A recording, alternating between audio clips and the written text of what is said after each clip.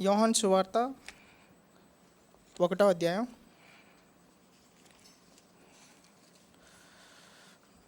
1వ వచనం 2వ వచనం చదువుకుందాం అందరం కలిసి.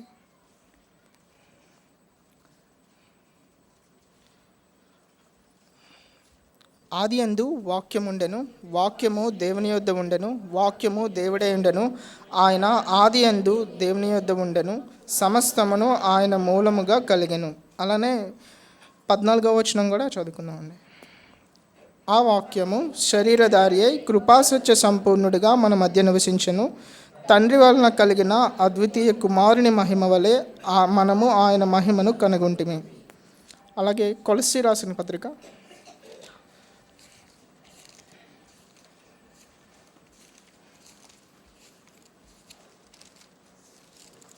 2వ అధ్యాయం 13 నుంచి 15 వచనాలు అవి కలిపి ఉంటాయి, అవి చదువుకుందామండి. మరియు అపరాధము వలన శరీరమందు సున్నతి పొందకి ఉండటం వలనను మీరు మృతులై ఉండగా, దేవుడు వ్రాత రూపకమైన ఆజ్ఞల వలన మన మీద రుణముగాను మనకు విరోధముగాను నుండిన పత్రమును మేకులతో సిలువకు కొట్టి దాని మీద చేవ్రాతను తుడిసివేసి మనకు అడ్డం లేకుండా దాన్ని ఎత్తివేసి మన అపరాధములన్నిటినీ క్షమించి ఆయనతో కూడా మిమ్మను జీవింపచేసెను. ఆయన ప్రధానులను అధికారులను నిరాయుధులుగా చేసి సిలువ చేత జయోత్సవముతో వారిని పట్టి తెచ్చి బాహాటముగా వేడుకకు కనపరిచెను. ప్రార్థన చేసుకుందామండి. ప్రేమ కలిగిన దేవా, జీవం కలిగిన యేసయ్య, మీకే వందనాలు, స్తోత్రాలు అయా. మీ శ్రేష్టమైనటువంటి వాక్యమును బట్టి ప్రభా తండ్రి నాయన, మీ యొక్క మందిరమును బట్టి వందనాలు, స్తోత్రాలు చెల్లిస్తున్నాను ప్రభా తండ్రి నాయన. మరి మీ వాక్యాన్ని ప్రభా తండ్రి నాయన మేము చూసుకొంచుండగా అయా తండ్రి నాయన, మీరు ఏమై ఉన్నారో, మీ యొక్క లక్షణములు ఏమై ఉన్నదో ప్రభా, మీరు అంత గొప్పవారో మేము దేవా గ్రహించి గుర్తెరిగి మిమ్మల్ని ఆరాధించుటకు మమ్మల్ని పరికల్పమని, మా ఆత్మలను మీరు సిద్ధపరచమని మీ నామములో ప్రార్థన చేస్తూ ఉన్నాం ప్రభా తండ్రి నాయన. మీ సన్నిధి మాకు దయచేసి దేవా చక్కగా నడిపించమని యేసు నామంలో స్తుతించి ప్రార్థించి అడిగి వేడుకుంటున్నాం మా పరమ తండ్రి, ఆమేన్. మొట్టమొదటిగా మనం దేవుణ్ణి ఎందుకు ఆరాధించాలి అని అంటే, దేవుడు మనకి చక్కని సహవాసం ఇచ్చాడు, అందుకని దేవుణ్ణి మనం ఆరాధించాలి. మన సహవాసం చాలా విలువైనది. మన సహవాసం చాలా క్రమముతో కూడుకున్న సహవాసం. ఎక్కడికైనా వెళ్ళినప్పుడు హెబ్రోన్ సహవాసం నుంచి మేము వచ్చాము, పలానా ఎస్కోల్ ప్రేయర్ హౌస్ అంటే వాళ్ళు మనల్ని చూచేటటువంటి విధానం కానీ, వాళ్ళు మనతో నడుచుకునేటటువంటి వైఖరి కానీ చాలా ప్రత్యేకంగా ఉంటుంది అన్నమాట. మన సహవాసం మనకు విలువని తెచ్చేటటువంటి సహవాసంగా ఉందన్నమాట. ఇంత గొప్ప సహవాసంలో దేవుడు మనల్ని పెట్టారు కాబట్టి దేవుణ్ణి మనం ఖచ్చితంగా ఆరాధించాలి. అలానే నేను పాలిటెక్నిక్ చదువుకున్నప్పుడు నేను వేరే చర్చికి వెళ్ళా. అక్కడ హెబ్రోన్ ఫెలోషిప్ లేకపోవడం వల్ల నేను వేరే చర్చికి వెళ్తే అక్కడ చర్చ్లోని సాంగ్స్ అయినప్పుడు ఆ గోలకి గట్రా నాకు చాలా హెడేక్ వచ్చేసేది అనమాట, వాళ్ళు వర్షిప్ చేసేటప్పుడు గట్రా. కానీ మన సహవాసానికి అలవాటు పడితే మనం వేరే ఒక్క దగ్గర మనం అంటే అల్లరితో కూడిన దగ్గర గట్రా మనం ఉండలేము అన్నమాట. అంత క్రమమైనటువంటి సహవాసం మనది. కాబట్టి మన సహవాసాన్ని బట్టి మొట్టమొదటిగా మనం దేవునికి ఆరాధన చేయాలండి. అలానే ఇప్పుడు మనం చూసినటువంటి వాక్యంలో ఆది యందు వాక్యం ఉండెను, వాక్యము దేవుని యొద్ద ఉండెను, వాక్యము దేవుడై ఉండెను అని ఉంది. ఆది యందు వాక్యం ఉన్నదంట. వాక్యం ఎక్కడ ఉన్నదంట? దేవుని యొద్ద ఉన్నదంట. మళ్ళీ ఏం చెప్తుంది అంటే వాక్యమే దేవుడై ఉన్నారని చెప్తుంది. ఇక్కడ మనం అర్థం చేసుకోవాల్సిందంటే, ఇక్కడ మనకి 2 వ్యక్తులు కనిపిస్తున్నారు. మొదటిది వాక్యము దేవుని యొద్ద ఉన్నది, ఒక వ్యక్తి అక్కడ కనిపిస్తున్నారు. వాక్యము దేవుడై ఉండెను, అక్కడ మరొక వ్యక్తి కనిపిస్తున్నారు. మనం ఆరాధించేటటువంటి దేవుడు ముగ్గురు వ్యక్తులుగా ఉండి ఒకే దేవుడిగా పిలువబడేటటువంటి గొప్ప దేవుడు అన్నమాట. ఇది మనకి అర్థం కాదు. ఆయన ముగ్గురు వ్యక్తులు కానీ ఒక్కడే దేవుడిగా పిలువబడేటటువంటి త్రియేక దేవుడే ఉన్నాడు. మొట్టమొదటిగా మనం ఆరాధించేటటువంటి దేవుడు త్రియేక దేవుడిగా ఉన్నాడు అన్నమాట. అయితే ఆయన ఆది యందు దేవుని యొద్ద ఉండెను, సమస్తమును ఆయన మూలముగా కలిగెను. ఇక్కడ వాక్యము అంటే దేవుని వాక్యం అండి. దేవుని వాక్యము మనుషుని వాక్యమును పోలినది కాదు. దేవుని వాక్యము ఎందుకు మనిషిని వాక్యమును పోలినది కాదు అని అంటే, మనం ఊరికనే మాట్లాడతాం. మనం మాట్లాడినప్పుడు ఏ పని జరగదు. మనవి వట్టి మాటలు మాత్రమే. కానీ దేవుని మాటలు అలాంటివి కాదు. దేవుడు తన మాట పలికిన ప్రతిసారి కూడా ఎక్కడో దగ్గర ఖచ్చితంగా పని జరుగుతుందన్నమాట. మన దేవుడు ఊరికనే మాట్లాడేటటువంటి దేవుడు కాదు. ఆయన మాట చాలా శక్తితో కూడుకున్నదన్నమాట. అయితే దేవుని మాట మాత్రమే కాదు, యేసుక్రీస్తు కూడా దేవుడే ఉన్నారు. అక్కడ చూస్తున్నాం కదండి, ఆయన ఆ వాక్యము దేవుడే ఉండెను అని అక్కడ ఉన్నది కదండి.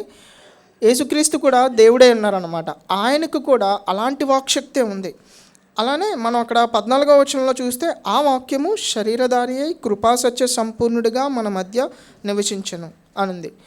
అంటే ఏంటంటే, ఆ వాక్యమే యేసుక్రీస్తుగా శరీరద్వారిగా మన మధ్యకు వచ్చి నివసించారన్నమాట. సో అలాంటి ఆ వాక్యానికి ఎంతో శక్తి ఉంది. అటువంటి వాక్శక్తే యేసుక్రీస్తుకి కూడా ఉంది. యేసుక్రీస్తు మనం చాలా సువార్తల్లో కానీ చాలా పత్రికల్లో కానీ మనం చూసినట్లయితే, ఆయన అపవిత్రాత్మల్ని గద్దిస్తాడు. ఆయన గాలిని గద్దిస్తే అది నిమ్మలం అవుతుంది. ఆయన చనిపోయిన వాళ్ళని తన మాట చేత తిరిగి లేపుతాడు. ఇంకా హెబ్రీ పత్రికలో చూసినట్లయితే, ఆయన మహత్తుగల మాట చేత సమస్తాన్ని నిర్వహిస్తున్నారని చెప్పి ఉంటుందన్నమాట. మన యేసుక్రీస్తు యొక్క మాట అంత శక్తివంతమైనదన్నమాట. మనం ప్రార్థన చేసేటప్పుడు కూడా, ప్రభువా నీవు మాట మాత్రము సెలవిస్తే చాలు ప్రభువా, పని జరుగుతుంది అని మనం ప్రార్థన చేయొచ్చు. అంత గొప్ప శక్తివంతమైనటువంటి దేవుడు మన దేవుడు. హెబ్రీ రాసిన పత్రిక 1వ అధ్యాయం 1-3 వచనం ఒకసారి చదువుతారా? పూర్వకాలమందు నానా సమయములలోను నానా విధములుగాను ప్రవక్తల ద్వారా మన పితరులతో మాట్లాడిన దేవుడు ఈ దినముల అంతమందు కుమారుని ద్వారా మనతో మాట్లాడెను. ఆయన ఆ కుమారుని సమస్తమునకును వారసునిగా నియమించెను. ఆయన ద్వారా ప్రపంచములను నిర్మించెను.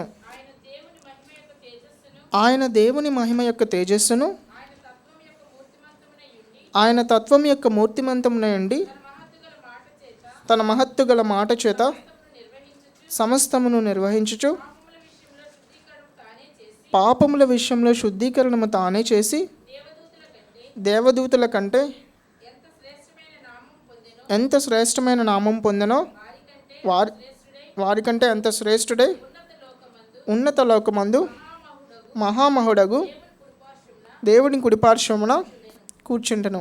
మనం ఆరాధించేటటువంటి దేవుని యొక్క లక్షణాలు ఇక్కడ కనిపిస్తాయండి. ఆయన దేవుని యొక్క మహిమను ధరించి ఆయన తత్వం యొక్క మూర్తిమంతంగా యేసుక్రీస్తుని మనం ఇక్కడ చూడొచ్చు అన్నమాట. దేవుని యొక్క మహిమ అని అంటే ఏంటి అని అంటే, దేవునికి ఉండవలసినటువంటి లక్షణాలన్నిటి మొత్తాన్ని కూడా దేవుని యొక్క మహిమలో మనం చూడొచ్చు అనమాట. ఆ మహిమ యేసుక్రీస్తు కలిగిన వారుగా ఉన్నారు.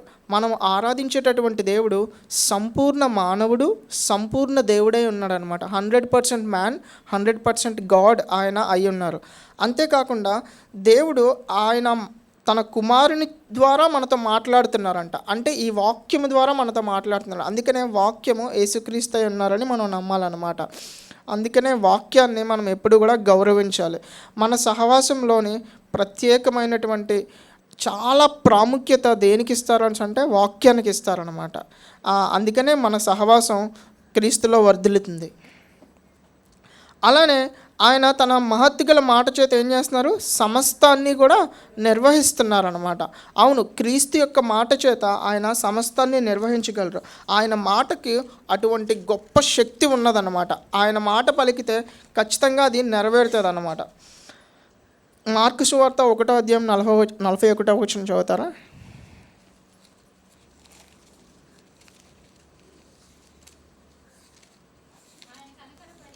ఆయన కనికరపడి చేయి చాపి వానిని ముట్టి, నాకిష్టమే, నీవు శుద్ధుడవు కమ్మని వానితో చెప్పాను. అక్కడ చాలండి. అక్కడ కాంటెక్స్ట్ ఏంటంటే, ఒక కుష్ఠరోగి వచ్చి అడుగుతాడనమాట, ప్రభువా నీకు ఇష్టమైతే నన్ను శుద్ధుడిగా చేయి ప్రభువా అని అడుగుతాడనమాట.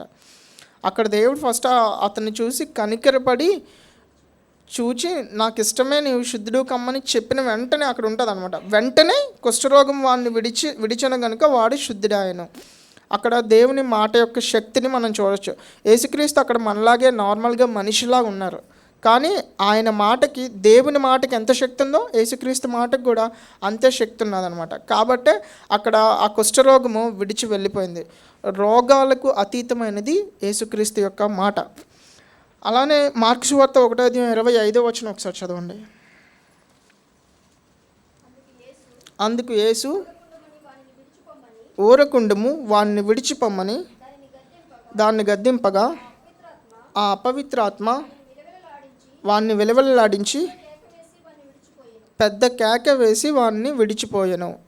ఇక్కడ చూసారా, యేసుక్రీస్తు అక్కడ అపవిత్రాత్మను గద్దిస్తున్నారు అన్నమాట. ఒక సమాజ మందిరంలోకి వెళ్తారు. అక్కడ కాంటెక్స్ట్ ఏంటంటే, ఒక సమాజ మందిరంలోకి వెళ్ళి యేసయ్య బోధిస్తూ ఉంటారనమాట. అక్కడ విశ్రాంతి దాన్న బోధిస్తూ ఉంటే అక్కడ అపవిత్రాత్మ పట్టిన ఒక వ్యక్తి గోల్ చేస్తూ ఉంటుంటే యేసుక్రీస్తు గద్దిస్తాడనమాట అపవిత్రాత్మని.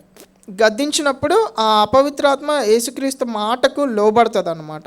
ఇంకా అంతేకాకుండా అక్కడ యేసుక్రీస్తుని ఐడెంటిఫై చేస్తుంది ఆ అపవిత్రాత్మ. కాబట్టి ఆయన దేవుని కుమారుడు కాబట్టి ఆయన మాటకు లోబడి వెళ్ళిపోతుంది అనమాట. అంటే అపవిత్రాత్మలకు వాటిని సైతం లోపరచగల శక్తి కలిగిన మాట యేసుక్రీస్తు మాట అనమాట. అలాంటి గొప్ప దేవుణ్ణి మనం ఆరాధించడానికి వచ్చాం. అలానే ఆయన గాలిని, నెక్స్ట్ అలానే సముద్రాన్ని కూడా ఒక దగ్గర గద్దిస్తాడనమాట. మార్కు సువార్త 4:39 ఒకసారి చదవండి. అందుకు ఆయన లేచి గాలిని గద్దించి నిశ్శబ్దమే ఊరకుండమని సముద్రముతో చెప్పగా గాలి అణిగి మిక్కిలి నిమ్మలమాయను. సముద్రంతోనేమో నిశ్శబ్దంగా ఊరుకునే ఉండని చెప్తారు, గాలితోనేమో గద్దించగానే అది నిమ్మలమైపోతుందంట. అక్కడ ఉన్న వాళ్ళు కూడా విస్మయం ఉంటారు, ఈ ఎవర్రా బాబు ఇతనికి సృష్టి లోబడుతుంది అని చెప్పి అనమాట. అంటే సృష్టిని నేను ఒకసారి ఒక మెసేజ్లో ఉన్నాను అనమాట. అంటే జస్ట్ ఎగ్జాంపుల్గా చెప్పారు, భూమి అంట చుట్టూ తిరిగి ఏసై వైపు చూస్తుందంట. ఏసయ్య డూ ఇట్ అగైన్ అనగానే మళ్ళీ అది తిరుగుతుందంట తన కక్షలో. సృష్టి యావత్తును కూడా తన మహత్తు గల మాట చేత నిర్వహిస్తున్నారు అనేది ఇక్కడ మనం గమనించవచ్చు అనమాట. ఏసయ్య చెప్పంగానే సృష్టి ఆయన మాటకు లోబడుతుంది అనమాట. అంత గొప్ప దేవుణ్ణి మనం ఆరాధించడానికి వచ్చాం. అలానే ఆయన అంత మాత్రమే కాదు, మరణం కూడా ఆయనకి లోబడుతుంది. మరణించిన వారు కూడా ఆయన చెప్తే వాళ్ళలో జీవం కలుగుతుంది అనమాట. అది ఎక్కడ చూస్తామంటే లూకా సువార్త 7:14-15 ఒకసారి చదవండి. ఆయన చిన్నవాడా లెమ్మని నీతో చెప్పుచున్నాననగా ఆ చనిపోయిన వాడు లేచి కూర్చుండి మాటలాడసాగాను. అక్కడే చాలక్క. అక్కడ ఏంటి అంటే కాంటెక్స్ట్, ఒక విధవరాలు ఉంటుంది. ఆ విధవరాలకి ఒక్కడే కుమారుడు ఉంటాడు అనమాట. ఒక్కడే కుమారుడు చనిపోతాడు. చనిపోతే వాళ్ళంతా చాలా సారోలో ఉంటారు. అప్పుడు ఏసయ్య చూస్తారనమాట. అటువైపుగా వెళ్తున్నప్పుడు ఏసయ్య చూసి ఆ పాడిని ముట్టి ఆ చిన్నవాడితో లెమ్మని చెప్పంగానే లెగిస్తారనమాట. అక్కడ ఏసయ్య కనీసం ఆ బాడీని టచ్ చేయరు కూడా, చిన్నవాడ లెమ్మని చెప్పంగానే లెగిస్తారనమాట. ఆయన మాటకి ఏంటి అంటే, ఆయన మాట ద్వారా మృతమైపోయిన దాంట్లో నుంచి జీవం వస్తుంది అనమాట ఆయన మాట చేత. అంత గొప్ప శక్తివంతమైనది మన యేసుక్రీస్తు యొక్క మాట. కాబట్టి మనం ప్రార్థన చేసేటప్పుడు, ప్రభువా నీవు మాట మాత్రము సెలవివ్వు, నాకు పని జరుగుతుంది అని మనం ప్రార్థన చేయడానికి ఏమాత్రమూ సందేహించక్కర్లేదన్నమాట. అంత శక్తివంతమైనటువంటి మాట, మహత్తు గల మాట చేత సమస్తాన్ని కూడా నిర్వహిస్తున్నారు. ఈ సృష్టిని మాత్రమే కాదు, మనల్ని కూడా అనేకమైనటువంటి విషయాల్లో ఆయన తన మాట చేత కాపాడేటటువంటి దేవుడిగా ఉన్నారన్నమాట. అయితే యోహాను సువార్త 1:14 ఒకసారి చదవండి. ఆ వాక్యము శరీరధారి అయి కృపాసత్య సంపూర్ణుడుగా మన మధ్య నివసించెను. తండ్రి వలన కలిగిన అద్వితీయ కుమారుని మహిమ వలె మనము ఆయన మహిమను కనుగొంటాము. ఇక్కడ 2 లక్షణాలు యేసుక్రీస్తుకి ఉన్నట్టుగా మనం చూస్తాం అన్నమాట. ఆ వాక్యము శరీరధారి. మొట్టమొదటిగా ఏంటి, ఆ వాక్యం ఏమైంది, శరీరాన్ని ధరించి వచ్చిందనమాట. మన మధ్యలోకి శరీరాన్ని ధరించి వచ్చారు ఆ వాక్యం. కృపాసత్య సంపూర్ణుడు మన దేవుడు ఎవరండి? కృపాసత్య సంపూర్ణుడు. దీన్ని మనం ఖచ్చితంగా అర్థం చేసుకోవాలన్నమాట. ఇది చాలా ప్రాముఖ్యమైనటువంటి ఒక లక్షణం అనమాట. ఇది చాలా పెక్యులర్ హ్యాబిట్ అనమాట. ఒకరిలో ఉండేటటువంటి చాలా పెక్యులర్ లక్షణం ఇది. ఇది ఎంత అంటే కృప, సత్యం, ఈ రెండు కూడా చాలా ప్రాముఖ్యమైనటువంటి అంశాలండి. ఈ రెండు కూడా కొంచెం అంటే చెప్పాలి అంటే ఒకటి నెరవేరిస్తే ఇంకొకటి చేయలేని సందర్భాలు చాలాసార్లు ఏర్పడతాయి అన్నమాట. కానీ మన దేవుడు కృపలోని కూడా 100% ఉంటాడు, అలానే సత్యంలో కూడా 100% ఉంటాడు అనమాట. అందుకని ఆయన ఒక్కడే కృపాసత్య సంపూర్ణుడైనటువంటి దేవుడు. ఇది మనం ఎక్కడ చూస్తామని అంటే కొలస్సీ రాసిన పత్రిక 2వ అధ్యాయం 13, 14, 15 వచనాల్లో ఉంటుంది అన్నమాట. మనము అపరాధములు మరియు అపరాధముల వలన శరీరమందు సున్నతి పొందుకి ఉండుట వలన మీరు మృతులై ఉండగా దేవుడు వ్రాతరూపకమైన ఆజ్ఞల వలన మన మీద రుణముగాను మనకు విరోధముగాను పత్రమును మేకులతో సిలువకు కొట్టి దాని మీద చేవ్రాతను తుడిచివేసి మనకు అడ్డం లేకుండా దాన్ని ఎత్తివేసి మన అపరాధములన్నిటినీ క్షమించి ఆయనతో కూడా మిమ్మల్ని జీవింపజేశాను. చాలక్క. ఇక్కడ యేసుక్రీస్తు ఏం చేశారు, దేవుని యొక్క కార్యం ఏంటి అనేది మనం చూస్తాం అన్నమాట. అయితే యేసయ్య చేసినటువంటి ఈ కార్యంలోని 2 విషయాలు దాగున్నాయండి. ఒకటి కృప సంపూర్ణంగా దాగుంది, అలానే ఆయన సత్యం కూడా ఇక్కడ వెల్లడిపరుస్తున్నారనమాట. మన దేవుడు కృప కలిగినటువంటి దేవుడు.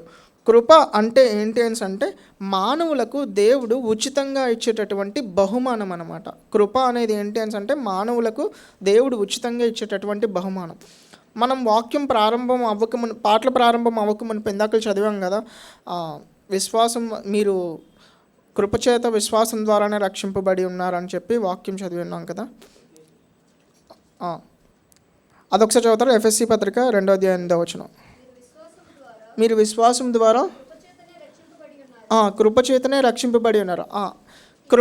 చాలక ఇది మీ వల్ల కలిగింది కాదు, దేవుని వరమే. కృప అనేది ఏంటి అని అంటే కంప్లీట్గా దేవుడు మనకి ఫ్రీగా ఇచ్చినటువంటి గిఫ్ట్ అండి. అది మనం అర్హులం కాదు, దానికి అర్హులుగా దేవుడు మారుస్తాడనమాట ఆ కృప చేత. అయితే కృప లేకుండా రక్షణ అనేది కలుగుదన్నమాట. ఈ కృప లేకుండా రక్షణ అనేది ఎట్లా కలుగుతుంది అంటే మనం ఇక్కడ చూస్తే మన అపరాధముల వలన, అంటే మనం ముందు చేసినటువంటి మన తప్పుల వలన దేవుని యొక్క ధర్మశాస్త్రానికి, దేవుని యొక్క మాటలకి మనం లోబడకపోవడం వలన మనం చచ్చిన స్థితిలో ఉన్నాం అన్నమాట. మన పాప స్వభావానికి సున్నతి లేకపోవడం వలన మనం చచ్చిన స్థితిలో ఉన్నాం. అయితే దేవుడు మనం అలా చచ్చిన స్థితిలో, మృతుల స్థితిలో ఉంటున్నప్పుడు దేవుడు మనల్ని ఏం చేశాడని అంటే కనికరపడ్డాడు మన పైన. ఆయన కృపచేత, దేవుని యొక్క కృప అంటే ఏంటి అంటే ఆయన కృపలో దేవుని యొక్క ప్రేమ, ఆయన యొక్క దయ దాగి ఉంటాయన్నమాట. దేవుని యొక్క కృపలో ఎప్పుడు కూడా దేవుని యొక్క ప్రేమ, దేవుని యొక్క దయ దాగి ఉంటాయి. ఆ దేవుడు మనల్ని మన ఎడ్ల దయతలిచి మనం మృతుల లోకానికి సంబంధించి సజీవుల లోకంలో లేము. పూర్వం మనం చేసినటువంటి తప్పుల చేత మనం ఏది రైటో ఏది రాంగో కూడా తెలియనటువంటి పరిస్థితుల్లోని మనం పాపాలు చేస్తున్నప్పుడు దేవుడు మనల్ని కనికరపడి మనల్ని అర్థం చేసుకొని ఆ పరిస్థితిలో ఉన్న మన ఎడ్ల దయతలిచి ఆయన మన ఎడ్ల కృప చూపి రక్షించుకున్నాడు అన్నమాట. అది కృప. అంటే దేవుని యొక్క కృపలో ఎప్పుడు కూడా ఆయన ప్రేమ, ఆయన దయ ఆయన వెల్లడిపరుస్తాడనమాట.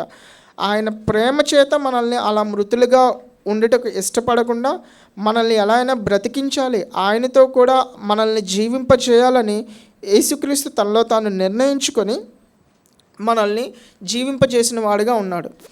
తండ్రి అయినటువంటి దేవుడు, కుమారుడైనటువంటి దేవుడు, పరిశుద్ధాత్మ దేవుడు, ఈ 3 వ్యక్తులు కూడా ఏ పని చేసినా వాళ్ళ యొక్క నిర్ణయం ఒకలాగే ఉంటుందన్నమాట. తండ్రి అయినటువంటి దేవుడు ప్లాన్ చేస్తారు, కుమారుడైనటువంటి దేవుడు దాన్ని ఎగ్జిక్యూట్ చేస్తారు, పరిశుద్ధాత్మ దేవుడు, బైబిల్లో మనం ఎక్కడ చూసినా పరిశుద్ధాత్మ దేవుడు దాన్ని కంటిన్యూ చేస్తారనమాట. అలానే మన రక్షణ ప్రణాళికను తండ్రి అయినటువంటి దేవుడు ప్లాన్ చేశారనమాట. కుమారుడైనటువంటి యేసుక్రీస్తు అది ఆయన స్వయంగా ఆ త్రిత్వంలో నుంచి ఆయన భూమి మీదకి వచ్చి మన మధ్య నివసించి దేవుడు ఎలా ఉంటాడని చూపించి ఆయన శిలువ మీద మరణించి తిరిగి లేచి ఆ యొక్క ప్లాన్ని ఫుల్ఫిల్ చేశారు. ఆ ఫుల్ఫిల్ చేసినటువంటి ఆ ప్లాన్ని, ఆ రక్షణని కంటిన్యూ చేయడానికి పరిశుద్ధాత్మ దేవుడు ఈ భూమి మీదకి వచ్చి మనలోని నివసిస్తున్నారన్నమాట. ఇది రక్షణ కార్యంలో ఉండేటటువంటి విషయం అండి. భూతకాలంలోనేమో దేవుడు ప్లాన్ చేశాడు, అయితే వర్తమాన కాలంలోనేమో యేసుక్రీస్తు రక్షిస్తున్నాడు. అయితే దాన్ని కంటిన్యూ చేసి ఫ్యూచర్ వరకు దాన్ని కంటిన్యూ చేసేది ఎవరు అంటే పరిశుద్ధాత్మ దేవుడు అన్నమాట. మన యొక్క రక్షణ అనేది వర్తమాన భూత భవిష్యత్ కాలాలకి సంబంధించినదన్నమాట. అందుకనే మన దేవుడు వర్తమాన కాలంలోని, భూతకాలంలోని, భవిష్యత్ కాలంలోని ఒకేసారి ఉండగలిగేటటువంటి ఆయన స్వయంభవుడు అనమాట మన దేవుడు. అయితే ఇక్కడ ఆయన యొక్క కృపను మనం చూసాం. దేవుడు మన ఎల్ల ప్రేమ తలిచి, దయ తలిచి మనల్ని ఇక్కడ రక్షించుకున్నాడు అనమాట. అయితే ఆ రక్షణ అనేది ఎలా జరిగిందంట? ఊరికనే ఏం జరగలేదు ఆ రక్షణ అనేది. మరియు అపరాధముల వలన శరీరమందు సున్నతి పొందక ఉండట వలన. అపరాధములు అంటే మనం పూర్వము మనకి ఏది మంచి ఏది చెడు తెలియక మనకి ముందు నుంచి మన పితరుల నుంచి వచ్చిన పాపపు రక్తం చేత మన పాప స్వభావం చేత మనం నెరవేర్చినటువంటి పాప కార్యాలన్నీ అపరాధాల్లోకి వస్తాయి. శరీరమందు సున్నతి పొందక ఉండటం. శరీరమందు, ఇక్కడ శరీరమందు అంటే పాప స్వభావం, మనలో ఉండేటటువంటి పాప స్వభావానికి ఏం లేదంట? సున్నతి లేదంట. ఆ పాప స్వభావాన్ని కట్ చేసే వాళ్ళు ఎవరు లేరన్నమాట. శరీరమందు సున్నతి పొందకి ఉండటం వలన మీరు మృతులై ఉండగా, మనం ఎటువంటి స్థితిలో ఉన్నామండి? మృతుల స్థితిలో ఉన్నాం అన్నమాట. మనం పాప స్వభావాన్ని కట్ చేసేవారు లేరు కాబట్టి ఆ పాప స్వభావాన్ని కలిగి మనం చేసే ప్రతి పనిలోని పాపయుక్తంగా నడుచుకున్నాం పూర్వం. అయితే యేసుక్రీస్తు వచ్చి ఏం చేశాడని అంటే ఆ పాప స్వభావాన్ని కట్ చేసి ఆత్మ సంబంధంగా జీవించడానికి మనల్ని పొరుకొల్పాడు అనమాట.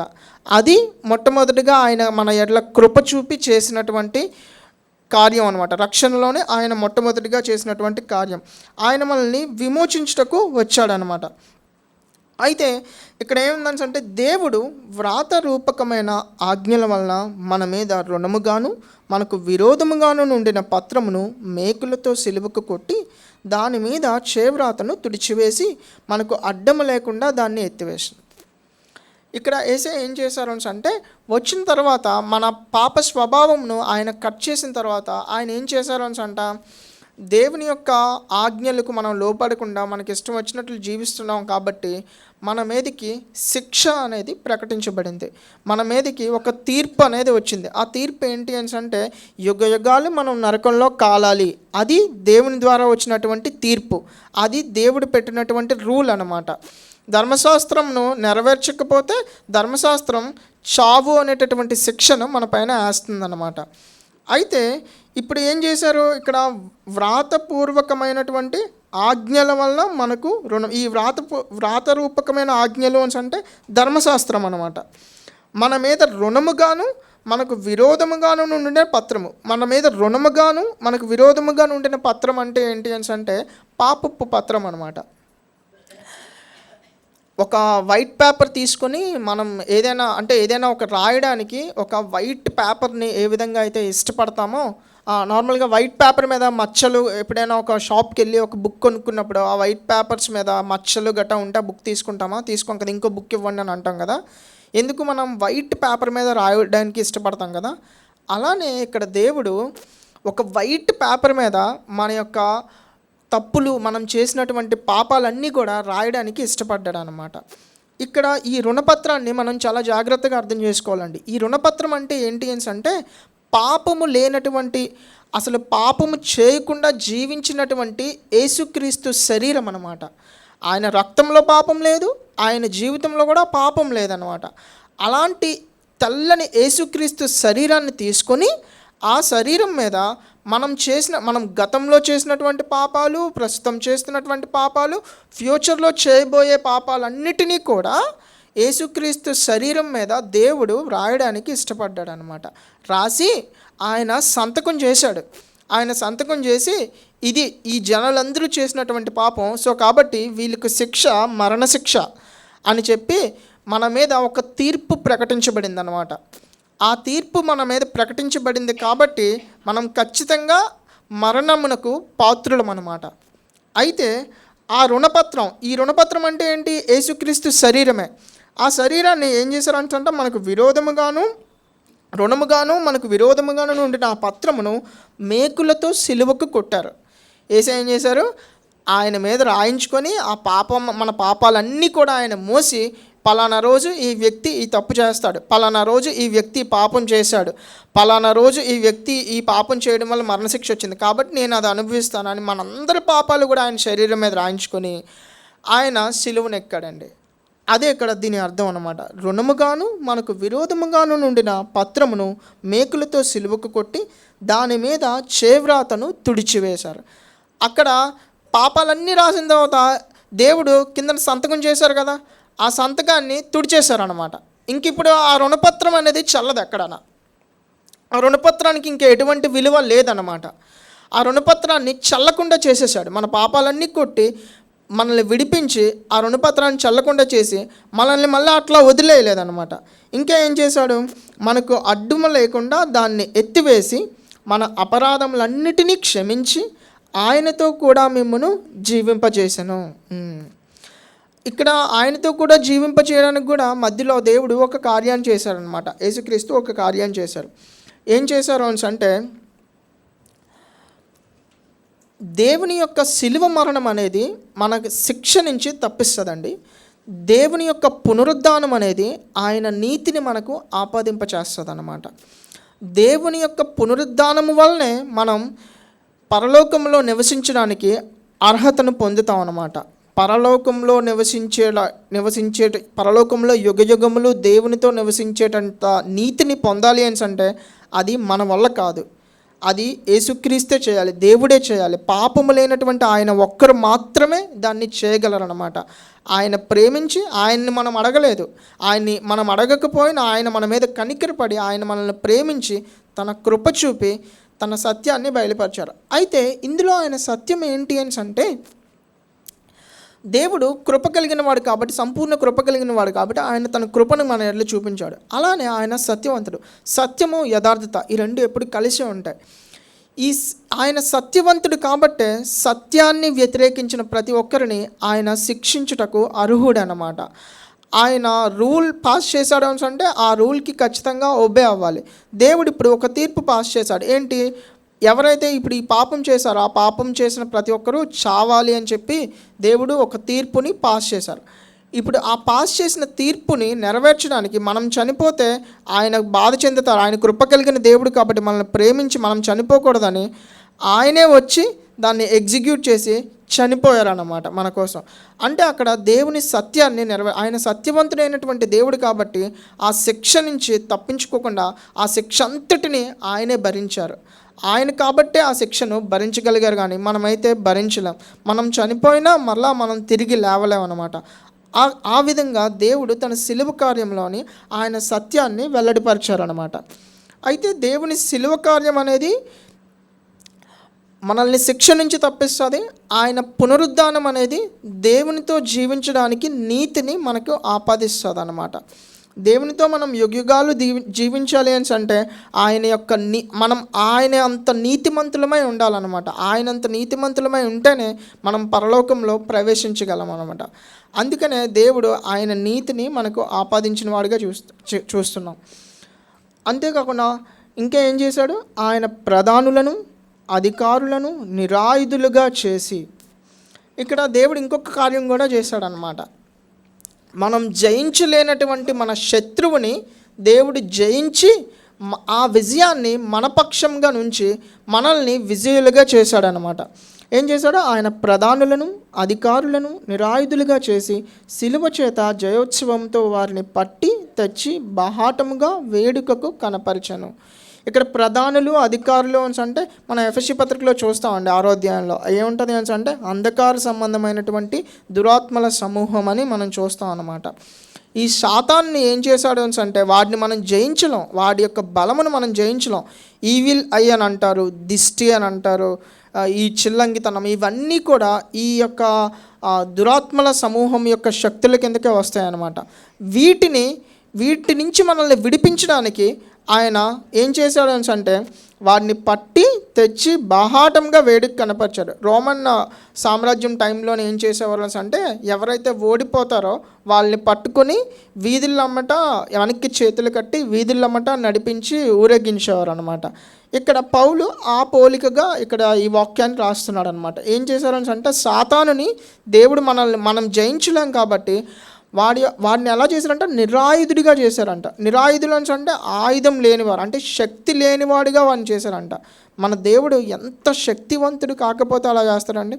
సాతాన్ని జయించడానికి మన బలం సరిపోదు కాబట్టి మనకంటే బలవంతుడిని సర్వశక్తిమంతుడైనటువంటి దేవుడు జయించి అన్ని హేళన చేశాడని చెప్పి ఇక్కడ దేవుని వాక్యం చెప్తా ఉందన్నమాట. ఆ విజయం కూడా దేవుడు మన అకౌంట్లో వేసాడనమాట. మనం దేవుని వాక్యంలో చూస్తే కన్నా ఆయన శీఘ్రముగా సాతాన్ని మన కాళ్ళ కింద చితక త్రొక్కిస్తారని ఉంటుంది అనమాట. సో ఇట్లా దేవుడు మనల్ని ఏం చేశాడని అంటే ఆయన కృప, ఆయన సత్యం చేత మనల్ని విడిపించి ఆయనతో జీవించుటకు అర్హులుగా చేసి, అలానే మనం ఆయనతో కూడా ఉండాలని, మనం ఆయనతో కూడా యుగములం జీవించాలని మనల్ని జయించువారుగా దేవుడు చేశాడనమాట. మనం జయించలేని దాన్ని ఆయన జయించి మనకు ఆ జయించేటటువంటి శక్తినిచ్చి ఆయన నడిపిస్తున్నాడు అనమాట. మనం ఆరాధించేటటువంటి దేవుడు ఎంత గొప్ప దేవుడే ఉన్నాడు. వీటిని బట్టి దేవుణ్ణి ఆరాధించండి.